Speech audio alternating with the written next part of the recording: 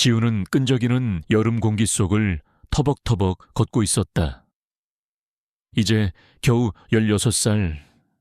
여느 또래들과 마찬가지로 게임과 친구들과의 수다가 인생의 전부여야 할 나이였지만 지훈의 오후는 늘 비슷하게 흘러갔다. 학교 수업이 끝나면 곧장 동네 편의점으로 향해 저녁 아르바이트를 하고 해질 녘이 되어서야 집으로 돌아오는 길이었다. 낡은 백팩에 어깨끈이 땀에 젖어 살갗에 달라붙는 것이 불쾌했지만 지훈은 익숙한 듯 신경 쓰지 않았다. 귀에는 닳고 다른 이어폰이 꽂혀 있었고 유행하는 아이돌 그룹의 활기찬 노래가 고된 하루의 피로를 잠시나마 잊게 해주었다. 멜로디는 경쾌했지만 지훈의 발걸음은 노래만큼 가볍지 못했다. 아스팔트는 낮 동안 내리쬐던 맹렬한 햇볕을 흡수해 뜨거운 김을 뿜어내고 있었다. 도시의 열기는 숨 막힐 듯이 지훈의 숨통을 조여왔다. 가끔씩 지나가는 자동차가 남기는 매캐한 매연 냄새가 후각을 자극했고 멀리서 들려오는 경적 소리와 사람들의 희미한 말소리는 평화롭기보다는 외로운 배경음악처럼 느껴졌다. 지훈의 눈에 비친 동네 풍경은 언제나처럼 정적이었다. 문 닫은 상점들의 유리창에는 흐릿한 불빛만 반사되었고 놀이터는 텅 비어 그네만이 바람에 삐걱거리는 소리를 냈다. 시계 초침 소리처럼 똑딱거리는 귓두람이 울음소리가 귓가를 맴돌았고 지훈은 식탁에 홀로 앉아 차가운 저녁밥을 먹는 자신의 모습을 상상했다. 그는 가족을 사랑했지만 때로는 이 모든 책임감의 무게가 어린 어깨를 짓누르는 듯했다. 지훈은 땀으로 축축한 손으로 백팩을 고쳐맸다. 그의 시선은 문득 길게 웅크리고 있는 작은 그림자 하나에 닿았다. 털이 제멋대로 엉킨 새끼 고양이 한 마리였다.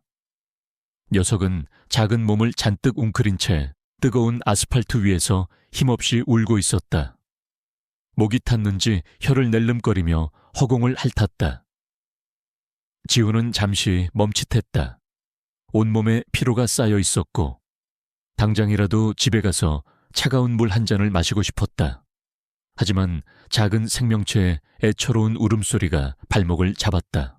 지훈은 주저없이 백팩에서 찌그러진 플라스틱 물병을 꺼냈다.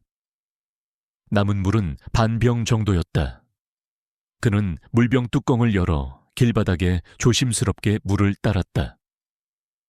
뚜껑 속의 물은 순식간에 뜨거운 아스팔트에 스며들었지만 지훈은 인내심을 가지고 몇 번이고 물을 따랐다. 마침내 뚜껑에 물이 고이자 새끼 고양이는 재빨리 다가와 허겁지겁 물을 마셨다. 녀석의 작은 혀가 뚜껑을 핥는 소리가 지훈의 귀에 선명하게 들렸다. 물을 다 마신 고양이는 지훈의 발치에 몸을 비볐다. 지훈은 허리를 굽혀 조심스럽게 고양이의 머리를 쓰다듬었다. 부드러운 털의 감촉이 손끝에 닿았다. 고양이는 만족스러운 듯 눈을 감고 야옹 하고 작게 울었다. 지훈은 미소를 지었다. 피로가 잠시나마 잊히는 순간이었다. 그는 잠시 고양이와 눈을 맞춘 뒤 조용히 작별 인사를 하고 다시 발걸음을 옮겼다.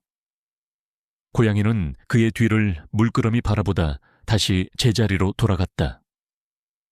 이 작은 행동은 지훈의 마음속 깊이 자리한 따뜻함과 연민을 드러내는 순간이었다. 지훈이 다시 걷기 시작했을 때 무의식적으로 오른손이 셔츠 소매를 살짝 당겨 왼쪽 손목을 가렸다. 그의 왼쪽 손목에는 오래되고 희미한 흉터가 길게 남아 있었다. 그것은 어린 시절의 사고로 생긴 것이었지만 지훈은 좀처럼 그 상처를 남에게 보여주지 않았다.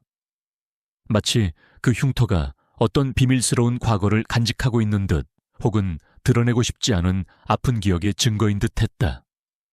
그는 그저 그것이 자신의 일부라는 사실만을 알 뿐 그 이상의 의미를 부여하려 하지 않았다. 그 흉터는 그의 내면에 숨겨진 어떤 약함이자 동시에 알 수 없는 강인함의 씨앗 같았다. 지훈은 아무렇지도 않은 듯 다시 이어폰 속 음악에 집중하며 걷기 시작했다. 그의 발걸음은 곧 작은 아파트, 단지의 골목길로 접어들었다. 평화롭고 고요한 저녁이었다. 너무나도 평화로워서 곧 닥쳐올 충격적인 사건을 아무도 예상하지 못했다. 지우는 익숙한 골목길을 걷고 있었다. 오래된 빌라들과 상가 건물들이 빽빽하게 늘어선 이 길은 낮에는 활기찼지만 해가 지면 금세 인적이 드물어지는 곳이었다. 그는 늘 걷던 길을 따라 걷고 있었다. 그때였다. 웅걸거리는 듯한 작지만 분명한 소리가 지훈의 귓가를 스쳤다. 처음에는 바람소리인가 했다. 아니면 저 멀리서 들려오는 아이들의 노랫소리일지도 모른다고 생각했다. 하지만 멜로디는 없고 오직 단조로운 흐느낌만이 반복되었다. 이어폰을 통해 흘러나오던 음악 소리가 갑자기 거슬렸다. 지훈은 무심코 이어폰을 뽑았다. 주변은 고요했다. 간간히 차량이 지나가는 소리, 어디선가 들려오는 강아지 짖는 소리만이 정막을 깨트렸다. 그리고 다시 그 소리가 들려왔다. 흐느낌, 마치 작은 동물이 울부짖는 듯한 애처롭고 절박한 소리였다. 심장이 쿵 하고 내려앉는 듯했다. 지훈은 소리가 나는 쪽으로 고개를 돌렸다. 그의 시선이 닿은 곳은 골목 안쪽에 주차된 검은색 세단이었다. 낡았지만 깨끗하게 관리된 차였다. 소리는 분명 저 차 안에서 새어나오고 있었다. 지훈은 조심스럽게 차에 다가갔다. 한 걸음, 한 걸음. 발을 내디딜 때마다 알 수 없는 불길한 예감이 그림자처럼 드리웠다. 차에 가까이 다가가자 흐느낌은 더욱 선명하게 들렸다. 그것은 아기의 울음소리였다. 너무나도 작고 여려서 마치 마지막 힘을 다해 울고 있는 것처럼 들렸다. 지훈은 조수석 창문에 얼굴을 가까이 댔다. 뜨거운 햇볕이 하루 종일 내리쬐었던 탓에 차 안은 마치 거대한 오븐처럼 열기로 가득 차 있었다. 창문은 김이 서려 내부가 희미하게 보였지만 지훈은 분명히 보았다. 뒷좌석에 설치된 카시트 안에 작은 형체가 웅크리고 있었다. 어린 아기였다. 땀으로 축축한 머리카락이 이마에 달라붙어 있었고 얼굴은 새빨갛게 상기되어 있었다. 작은 주먹을 쥐고 눈을 비비며 울고 있는 아기의 모습은 지훈의 심장을 철렁하게 만들었다. 아기가... 지훈은 다급하게 차 문 손잡이를 잡아당겼다. 젠장 잠겨 있었다. 그는 모든 문을 차례로 확인했지만 어느 문도 열리지 않았다. 아기는 점점 더 격렬하게 울기 시작했다. 울음소리에는 고통과 두려움이 뒤섞여 있었다. 지훈은 차 유리창 너머로 아기의 얼굴을 들여다봤다. 아기는 숨을 헐떡이며 작은 손을 허우적거렸다. 그는 미친 듯이 주위를 둘러보았다. 이 골목은 평소에도 사람이 잘 다니지 않는 곳이었다. 어디에도 아기의 부모나 다른 어른의 모습은 보이지 않았다. 지훈은 큰 소리로 누구 없어요. 여기 아기가 갇혔어요. 하고 외쳤지만 그의 목소리는 뜨거운 공기 속으로 흩어질 뿐이었다. 메아리조차 돌아오지 않는 적막함은 지훈의 공포를 더욱 증폭시켰다. 휴대폰을 꺼내 벨길거에 신고하려 했다.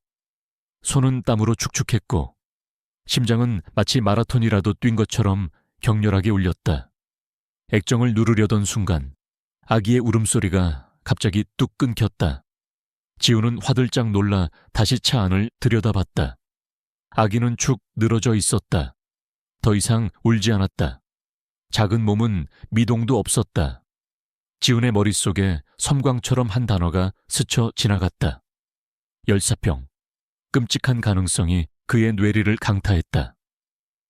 아기의 얼굴은 여전히 붉었지만 생기 없는 모습은 그를 극심한 공포에 빠뜨렸다. 왜? 지훈은 망설였다. 유리창을 깨야 한다.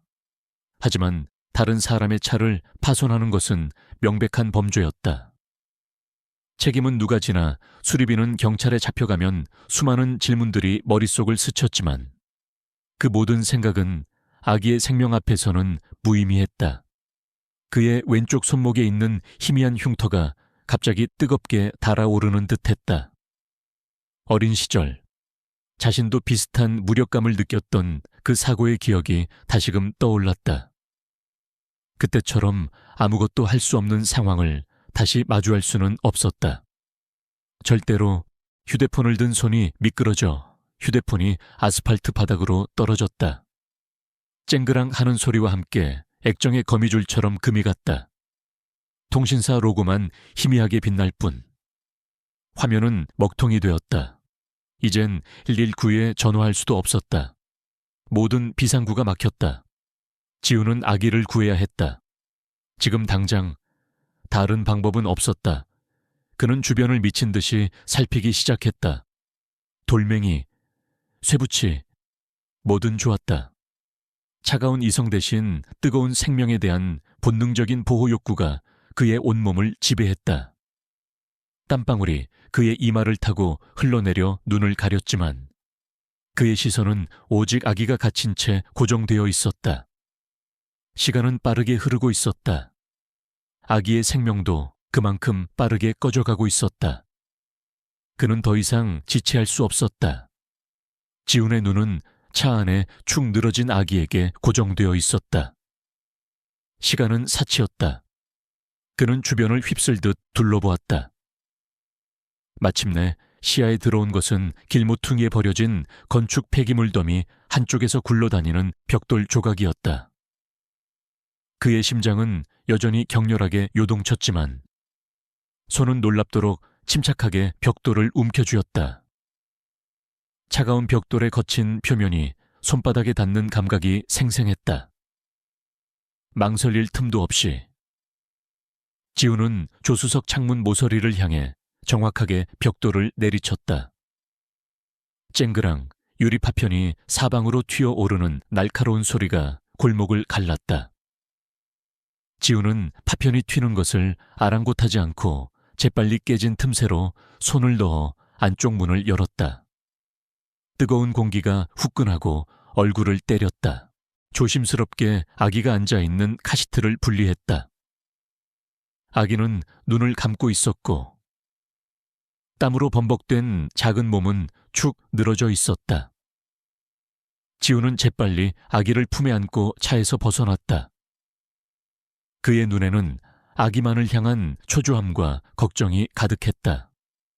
그는 본능적으로 차가운 그늘을 찾아 몸을 피했다. 골목 안쪽에 위치한 낡은 상가 건물의 처마 및 햇볕이 닿지 않는 곳이었다. 지우는 아기를 조심스럽게 내려놓고 땀으로 축축한 셔츠 소매로 아기의 얼굴을 닦아주었다. 그리고 자신의 물병에 남아있던 약간의 물을 조심스럽게 아기의 입술에 흘려 넣었다. 아기는 희미하게 입을 움직였다. 그때였다. 아니, 저 아이가 지금 뭘 하는 거야? 날카로운 목소리가 뒤에서 들려왔다. 지우는 깜짝 놀라 돌아보았다. 낡은 상가 건물에서 살림을 하는 미경 씨였다. 중년의 그녀는 평소에도 동네 일에 오지랖이 넓기로 소문난 사람이었다. 그녀의 눈은 경악으로 가득 차 있었고 손에는 휴대폰이 들려 있었다. 그녀의 시선은 깨진 차 유리창과 지훈, 그리고 지훈 품에 안긴 아기를 번갈아 보았다. 그녀는 지훈의 행동을 영웅적인 구출 작전으로 보지 않았다. 그저 한 고등학생이 남의 차를 부수는 현행범으로 인식할 뿐이었다. 어머나, 저 차 유리창 좀 봐. 세상에. 이 애가 대체 무슨 짓을 한 거야? 미경 씨는 호들갑스럽게 외치며 휴대폰 카메라를 지훈과 깨진 차 쪽으로 향했다. 내가 다 찍어놨으니 변명할 생각 마. 바로 그 순간 골목 어귀에서 끼익 하는 소리와 함께 낡은 트럭 한 대가 멈춰 섰다. 동네에서 식자재를 납품하는 트럭이었다. 운전석에서 내린 성민 씨는 거친 인상에 중년 남성이었다. 그는 담배를 입에 물고 무심하게 트럭 뒤편으로 향하려다. 깨진 차 유리창과 지훈, 그리고 미경 씨의 호들갑스러운 목소리를 듣고 발걸음을 멈췄다. 그의 눈에는 미심쩍은 표정이 떠올랐다.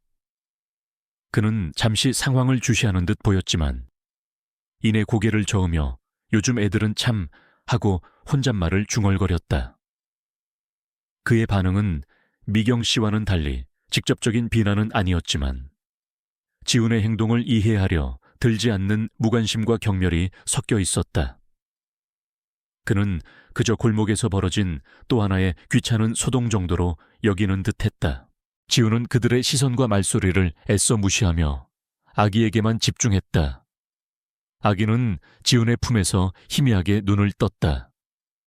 작은 눈망울이 불안하게 흔들렸다. 지훈은 조용히 괜찮아, 괜찮아 하고 속삭이며 아기의 등을 토닥였다. 다행히 아기의 몸의 힘이 조금씩 돌아오는 듯했다. 더 이상 울지 않았지만 여전히 숨은 가쁘게 몰아쉬고 있었다. 지훈은 그제야 휴대폰을 주워 들었다. 다행히 액정이 깨졌을 뿐 통화 기능은 작동했다. 그는 미경 씨와 성민 씨의 시선 속에서 침착하게 179에 전화를 걸었다. 여기 골목 안에 아기가 뜨거운 채 갇혀 있었어요. 제가 유리창을 깨고 구했는데 아기가 좀 힘들어 보여요. 빨리 와주세요. 지훈의 목소리는 떨렸지만 상황을 설명하는 내용은 놀랍도록 또렷하고 침착했다. 미경 씨는 그런 지훈의 태도에 더욱 불쾌한 표정을 지었다. 세상에 태연하게 거짓말까지 하네. 저러니 요즘 애들이 무서운 거야. 성민 씨는 여전히 트럭에 기댄 차에 담배 연기를 내뿜으며 아무런 관심도 보이지 않았다. 지훈은 그들의 판단이나 비난에는 신경 쓸 겨를이 없었다.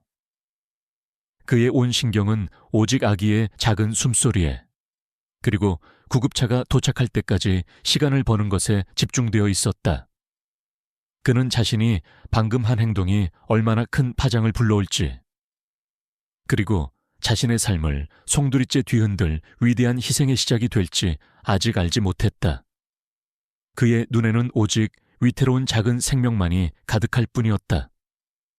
지훈의 신고를 받은 119 구급대원들이 신속하게 도착했다.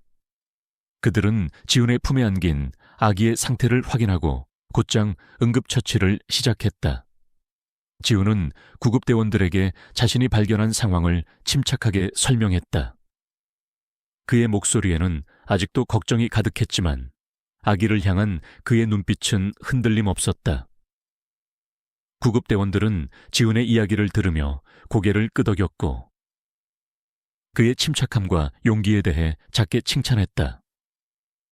아기가 들것에 실려 구급차로 옮겨지는 것을 확인한 후에야 지훈은 그제야 긴장이 풀리는 듯 주저앉을 뻔했다. 그때였다. 웅성거리는 소리와 함께 한 남녀가 구급차 쪽으로 허둥지둥 뛰어왔다. 아기의 부모인 준호와 수진이었다. 준호는 말끔한 정장 차림이었지만 얼굴은 땀으로 번들거렸고 수진은 창백한 얼굴로 준호의 뒤를 따르고 있었다. 그들은 아기를 보자마자 다급하게 구급차 안으로 몸을 집어넣었다. 그러나 그들의 관심은 아기의 안위보다는 상황에 대한 불만으로 가득 찬 듯 보였다. 아니, 우리 차 유리창은 왜 이래 누가 이랬어? 준호가 깨진 차 유리를 보고 격앙된 목소리로 소리쳤다. 그의 시선은 이내 구급차에서 내려오는 지훈에게로 향했다. 네가 그랬지 감히 남의 차를 함부로 부셔. 수진은 옆에서 남편을 말리기는커녕 불안한 눈빛으로 지훈을 훑어보았다. 구급대원이 아기의 상태에 대해 설명하려 했지만 준호는 듣는 둥 마는 둥했다. 그는 오직 자신의 파손된 채만 신경 쓰는 듯했다. 지훈은 어안이 벙벙했다. 자신이 아기를 구했음에도 불구하고 비난의 화살이 자신에게 돌아오고 있었다. 아기가 너무 뜨거워해서 제가 너무 위험해 보여서. 지우는 더듬거리며 설명했다. 그의 목소리는 희미했지만 진심이 담겨 있었다. 하지만 준호는 들은 척도 하지 않았다. 뭐 위험해 보여. 어린애가 뭘 안다고 함부로 남의 재산을 파손해. 이거 다 네가 물어낼 거야. 당장 경찰 부를 거야. 그때 미경 씨가 다가와 준호의 말에 동조했다. 맞아요. 제가 다 봤어요. 이 애가 휴대폰 액정 깨뜨리더니 갑자기 돌멩이로 차 유리창을 깨부수더라고요. 어른들한테 얘기했으면 기다려야지. 뭘 그렇게 성급하게 일을 벌여요. 그녀는 지훈을 마치 문제아 취급하듯 경멸하는 눈빛으로 보았다. 성민 씨 역시 멀리서 팔짱을 끼고 이 상황을 지켜보고 있었다. 그의 표정에서는 여전히 불신과 무관심이 읽혔다. 지훈은 완전히 고립된 기분이었다. 구급대원들은 아기를 병원으로 옮겨야 했기에 상황을 더 이상 지체할 수 없었다. 그들은 지훈에게 간단한 인적 사항을 물은 뒤 준호와 수진을 태우고 급히 병원으로 향했다. 골목에는 지훈과 깨진 차, 그리고 그를 비난하는 미경 씨와 무관심한 성민 씨만이 남았다. 얼마 후 경찰이 도착했다. 준호가 이미 신고를 한 모양이었다. 경찰관은 깨진 차 유리창을 확인하고 지훈에게 자초지종을 물었다. 지훈은 다시 한번 침착하게 상황을 설명했다. 아기가 차 안에 갇혀 있었고 휴대폰이 고장나 119에 연락할 수 없었으며 아기가 위험해 보여 부득이하게 유리창을 깼다고. 그는 자신의 행동이 아기를 구하기 위한 어쩔 수 없는 선택이었음을 강조했다. 하지만 경찰관의 표정은 미묘했다. 그는 지훈의 설명을 들으면서도 파손된 차 유리창과 미경 씨의 증언에 더 무게를 두는 듯했다. 학생 말은 알겠는데 부모님 동의도 없이 다른 사람 차를 파손한 건 명백한 재물손해죄입니다. 아기 부모도 학생을 고소하겠다고 주장하고 있고요. 경찰관은 지훈의 눈을 똑바로 바라보며 말했다. 그리고 아기가 그렇게 위급했다면 왜 부모님은 보이지 않았고 학생은 기다리지 않고 바로 유리를 깼는지 납득하기 어렵군요. 좀 더 상황을 지켜볼 수는 없었나요? 이 질문은 지훈의 심장을 꿰뚫는 비수 같았다. 그는 자신이 얼마나 필사적으로 도움을 요청했는지, 아기의 작은 몸이 어떻게 생기를 잃어가는지 보았는지 설명하고 싶었다. 하지만 그의 말은 그저 어린애의 성급한 판단으로 치부되는 듯했다. 지훈은 자신이 이 상황에서 완전히 고립되어 있음을 깨달았다. 부모는 직장에 계셨고 친구들은 아무도 이 일에 대해 알지 못했다. 그는 오직 혼자서 이 모든 비난과 의심을 감당해야 했다. 경찰관은 지훈에게 신분증을 요구하며 경찰서로 동행할 것을 요청했다. 지훈은 망설였다. 지금 당장 가면 자신의 부모님께 연락이 갈 것이고 그들은 걱정할 것이 분명했다. 하지만 도망칠 수도 없었다. 그는 자신의 행동이 옳았다고 믿었기에 이 모든 것을 설명하고 싶었다. 그는 고개를 끄덕였다.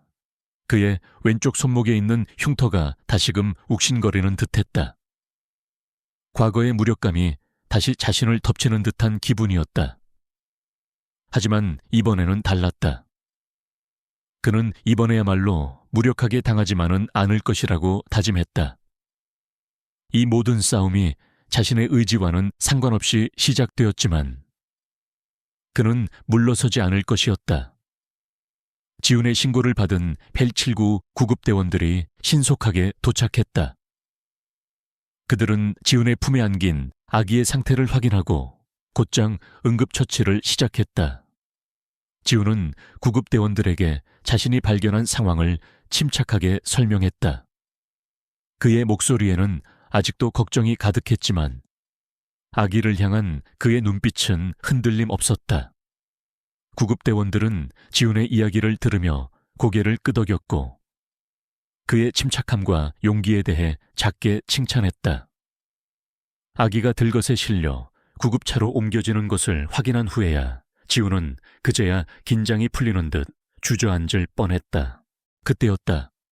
웅성거리는 소리와 함께 한 남녀가 구급차 쪽으로 허둥지둥 뛰어왔다. 아기의 부모인 준호와 수진이었다. 준호는 말끔한 정장 차림이었지만 얼굴은 땀으로 번들거렸고, 수진은 창백한 얼굴로 준호의 뒤를 따르고 있었다. 그들은 아기를 보자마자 다급하게 구급차 안으로 몸을 집어넣었다. 그러나 그들의 관심은 아기의 안위보다는 상황에 대한 불만으로 가득 찬 듯 보였다. 아니, 우리 차 유리창은 왜 이래 누가 이랬어? 준호가 깨진 차 유리를 보고 격앙된 목소리로 소리쳤다. 그의 시선은 이내 구급차에서 내려오는 지훈에게로 향했다. 네가 그랬지, 감히 남의 차를 함부로 부셔. 수진은 옆에서 남편을 말리기는커녕 불안한 눈빛으로 지훈을 훑어보았다. 구급대원이 아기의 상태에 대해 설명하려 했지만 준호는 듣는 둥마는 둥했다.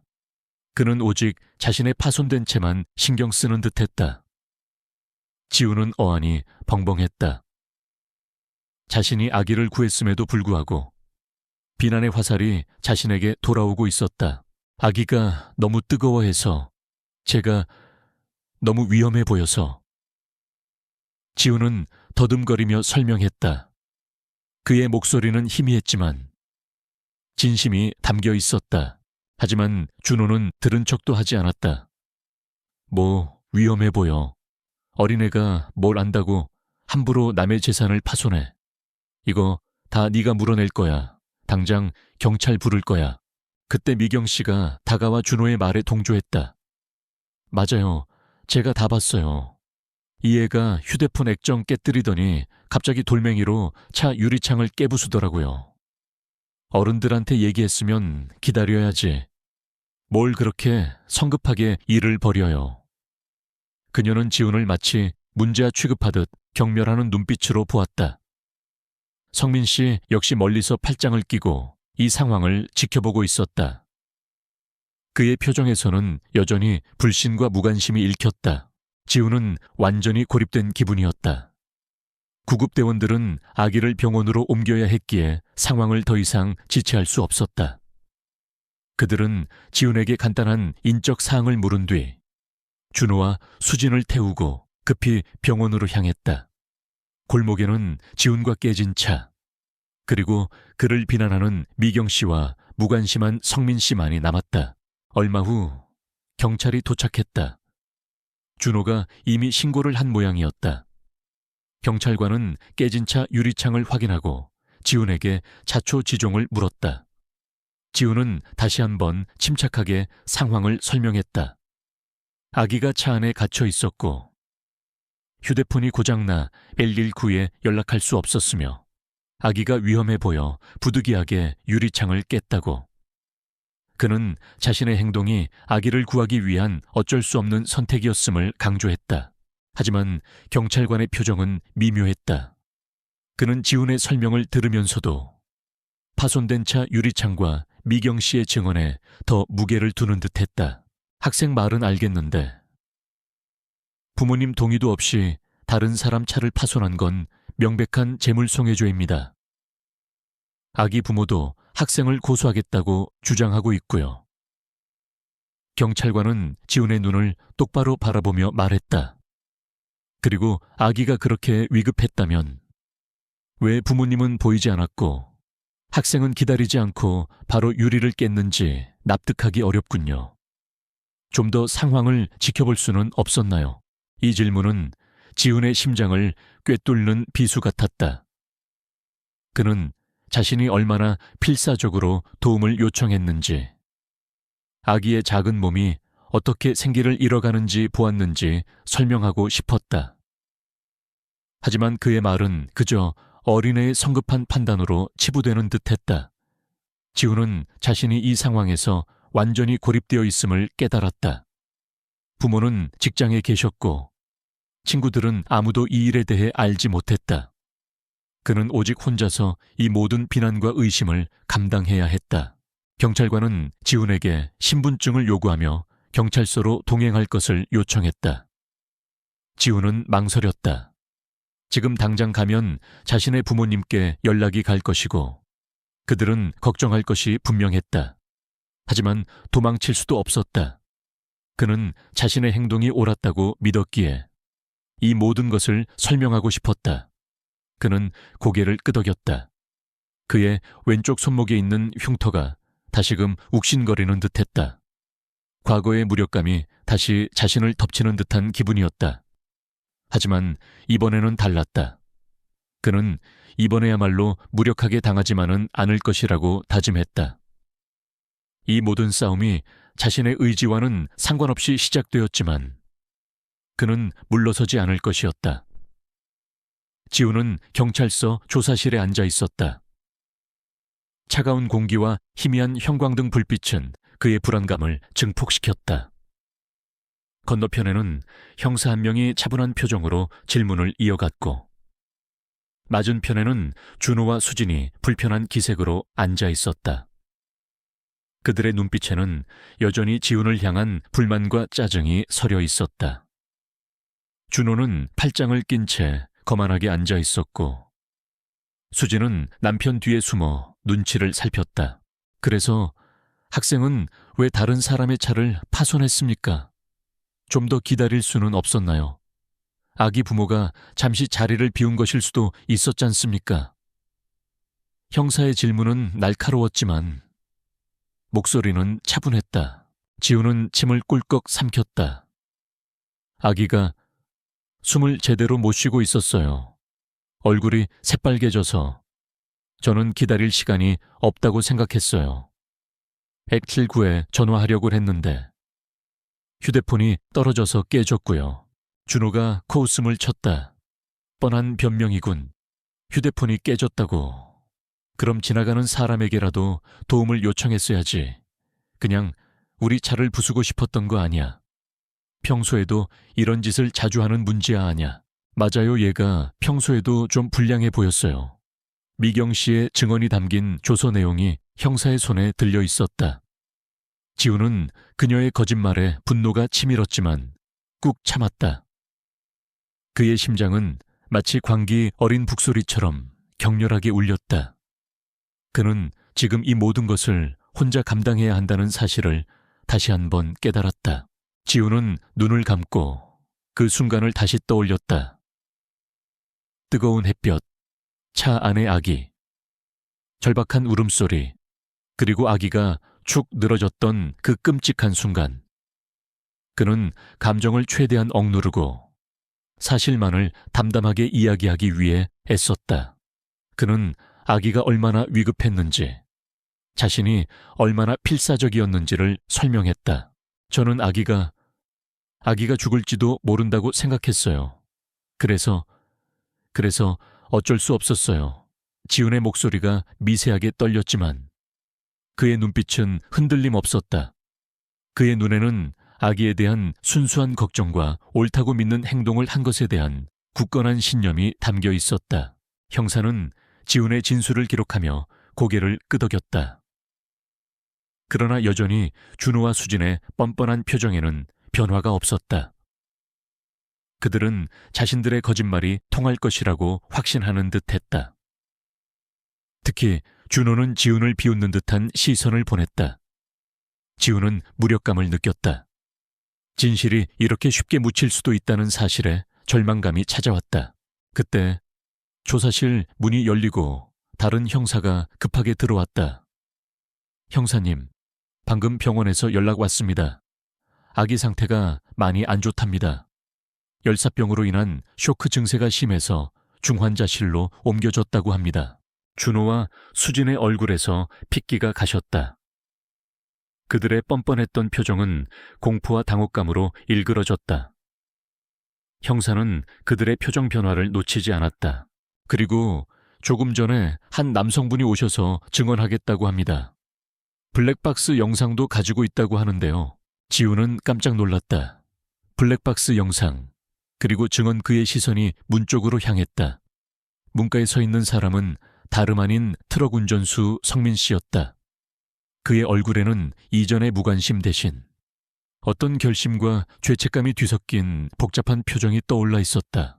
성민 씨는 형사에게 자신의 블랙박스 영상을 건넸다. 영상 속에는 준호와 수진이 아기를 차 안에 둔 차에 서둘러 골목을 떠나는 모습이 선명하게 찍혀 있었다. 아기의 울음소리도 희미하게 녹음되어 있었다. 그리고 얼마 후 지훈이 차에 다가와 아기를 발견하고 필사적으로 유리창을 깨는 모습까지 모든 것이 명확하게 드러났다. 화면 속 자신들의 모습을 본 준호와 수진은 완전히 창백해졌다. 준호는 자리에서 벌떡 일어나려 했지만 형사가 제지했다. 이제 진실을 말하는 게 좋을 겁니다. 결국 준호와 수진은 더 이상 거짓말을 할 수 없었다. 그들은 아기를 차에 두고 중요한 약속에 다녀왔으며 예상보다 늦어져 아기가 위험해졌다는 사실을 인정했다.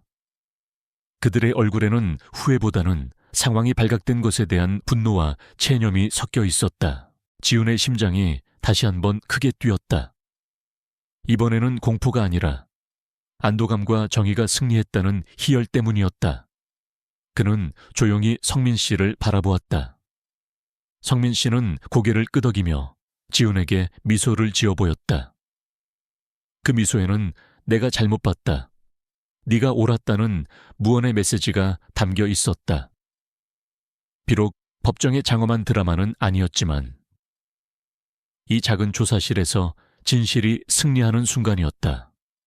지훈은 자신이 이 모든 것을 혼자 감당하지 않아도 된다는 사실에 깊은 안도감을 느꼈다. 그의 용기와 끈기는 마침내 빛을 발했다. 사건은 빠르게 진행되었다.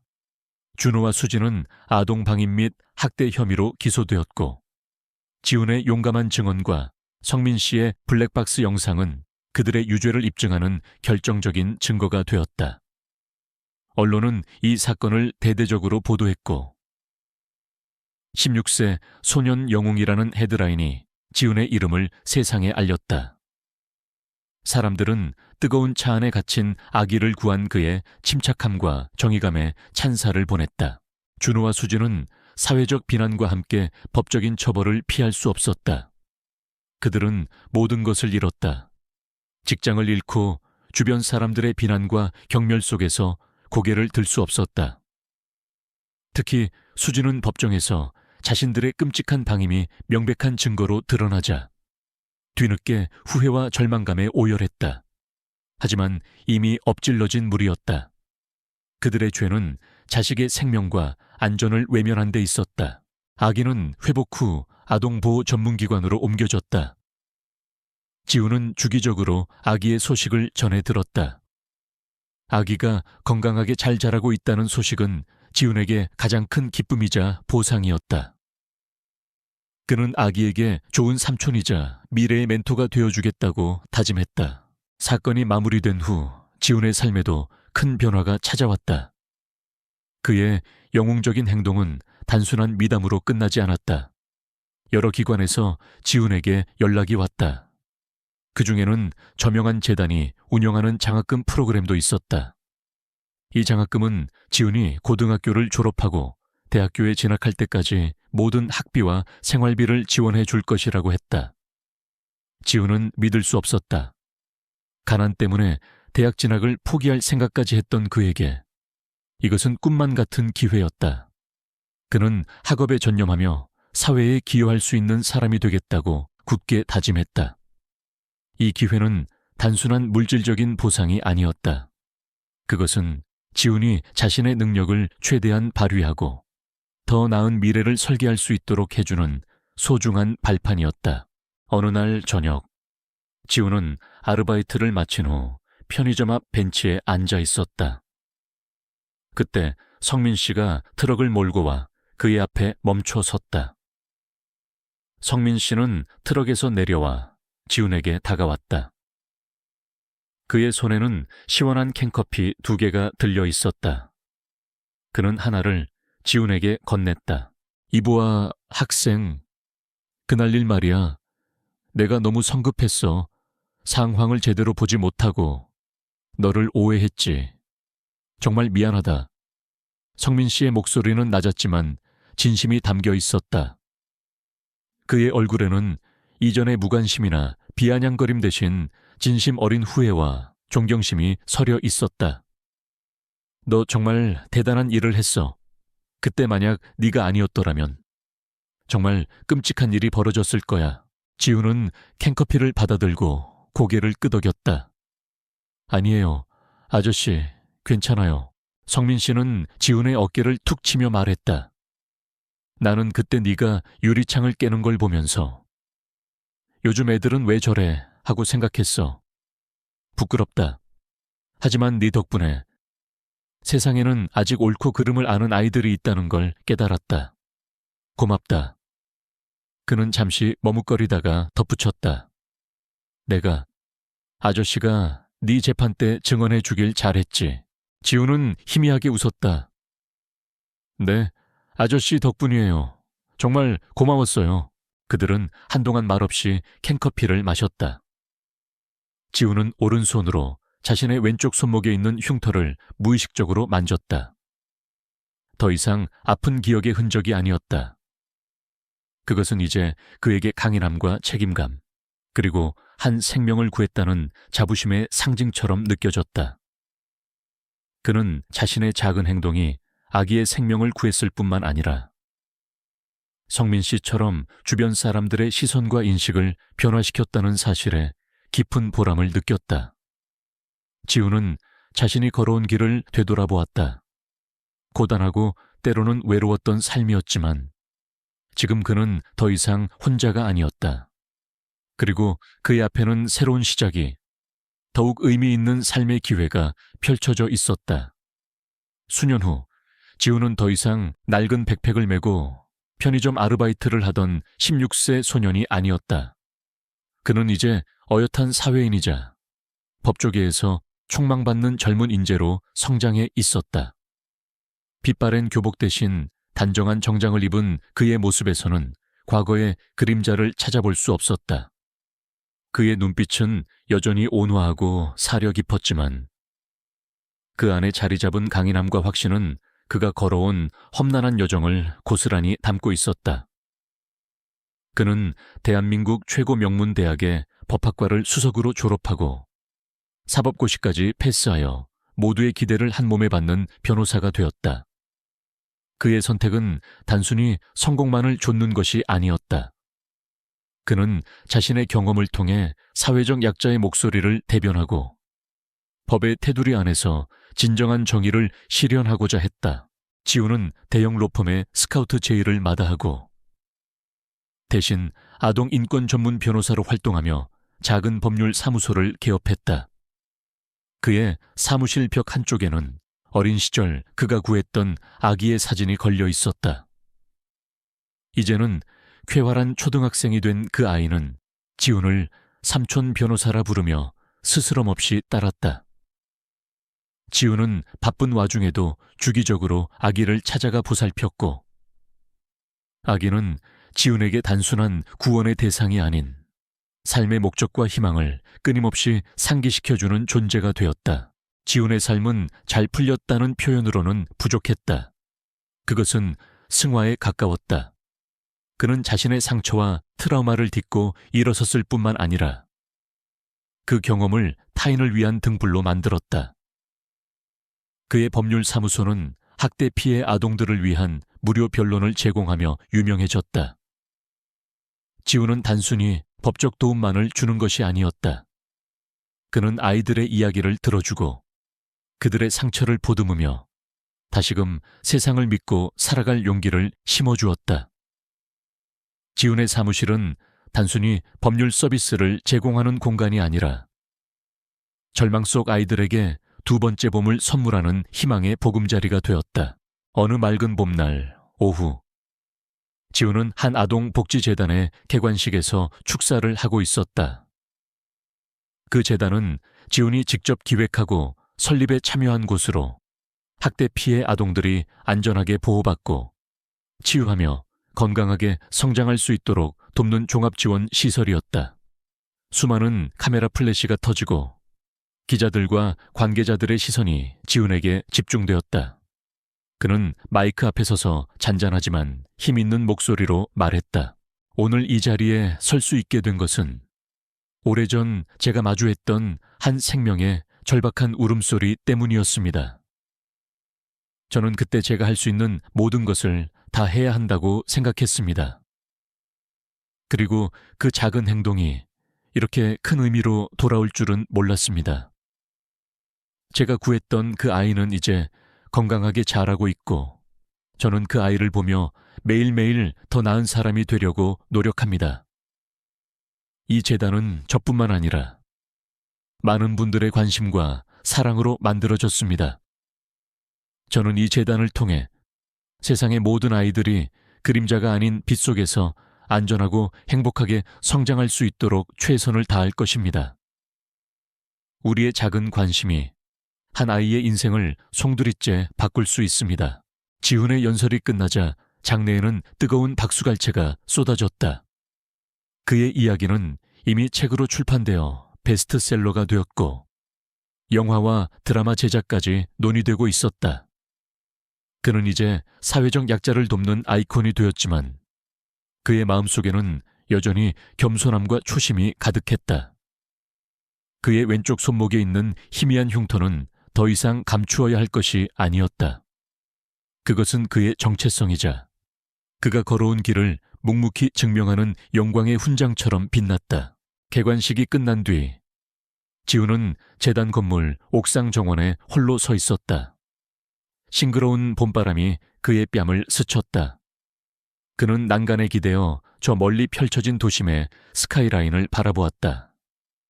빌딩 숲 사이로 작고 평화로운 골목길들이 어렴풋이 보였다. 그중 어느 한 곳에서 그의 삶을 송두리째 바꾼 운명적인 순간이 시작되었음을 그는 알고 있었다. 지훈은 깊게 숨을 들이쉬었다. 뱃속 가득 신선한 공기가 채워지는 것을 느꼈다. 그의 얼굴에는 잔잔한 미소가 떠올랐다. 그는 자신이 옳다고 믿는 길을 걷고 있었고 그로 인해 세상이 조금이나마 더 따뜻해지고 있다는 사실에 감사했다. 그의 삶은 고난 속에서 피어난 한 떨기꽃처럼 아름답고 향기로웠다. 지훈은 앞으로도 묵묵히 자신의 길을 걸어갈 것이었다. 세상의 모든 약한 존재들을 위해 그리고 희망을 잃지 않는 사람들을 위해 그의 이야기는 이제 시작에 불과했다.